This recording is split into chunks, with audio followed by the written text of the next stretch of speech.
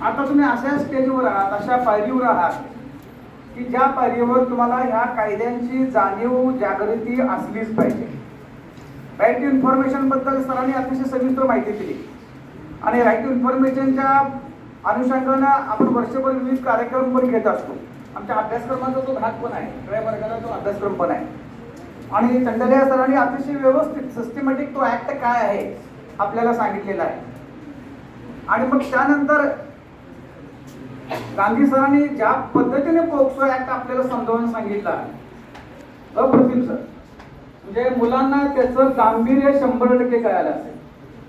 अतिशय व्यावहारिक उदाहरणं देऊन त्यांचा अनुभव त्यांनी आपल्यासमोर शेअर केलेला आहे.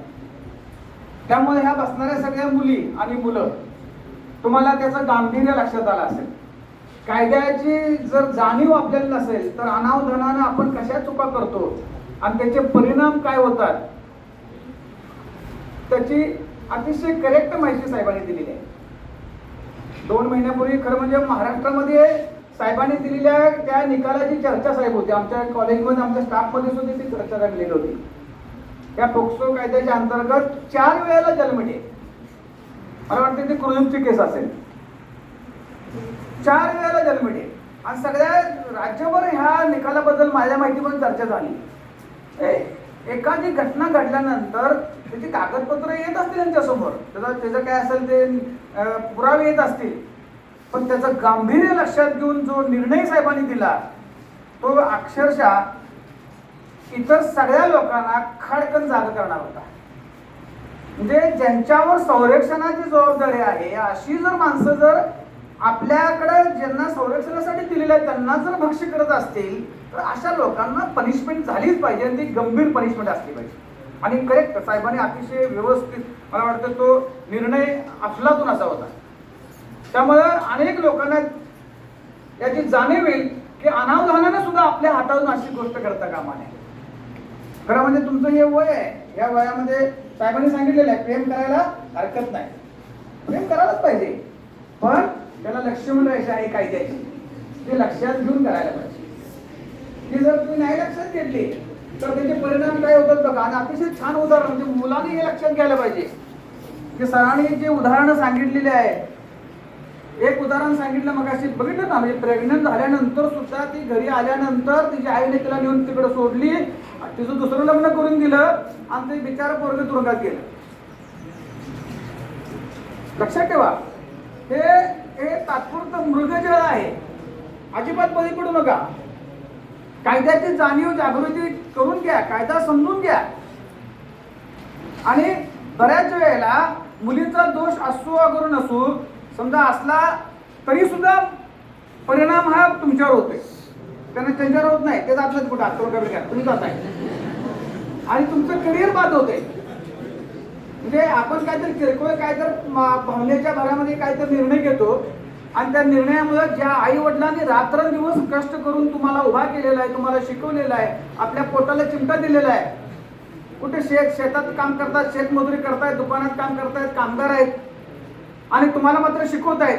आणि तुम्ही शिकल्यानंतर थोडी शिंग फुटल्यानंतर असं काय तर चुकीचं पाऊल टाकताय की जेणेकरून तुमचं करिअर बाद होतं आणि ज्या आई वडिलांनी तुमच्यासाठी जी स्वप्न बघितलेली असतात त्या स्वप्नाचा चक्काचूर होतो. त्यामुळं मला वाटतंय 100% की गांधी सरांनी ज्या पद्धतीने मांडणी केलेली आहे तुमच्या डोक्यात ती करेक्ट बसली असणार आहे आणि तुमच्याकडून अशा प्रकारची चूक तुमच्या आयुष्यात होईल असं मला काय वाटत नाही सर.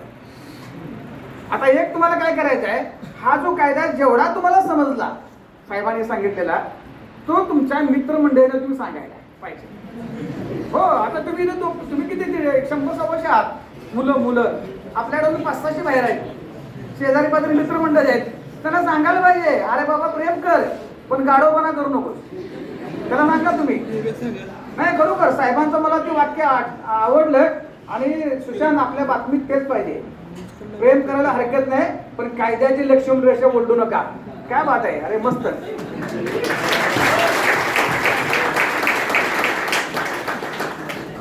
अगदी करायचे त्यामुळे काय शेवटी कसं भिंडीलिंगी अट्रॅक्शन असतं, त्याला काय कोण टाळू शकत नाही, पण त्याला लिमिटेशन्स पाहिजे. ते मागं बोलू नका, त्याला मर्यादा पाहिजे आणि आपण कायद्याची जाणीव करून घेतली पाहिजे.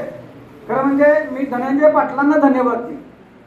धनंजय पाटील माझे मित्र आहेत. गेल्या वर्षभरापासून आम्ही असे कार्यक्रम अरेंज करायचे ठरवतोय.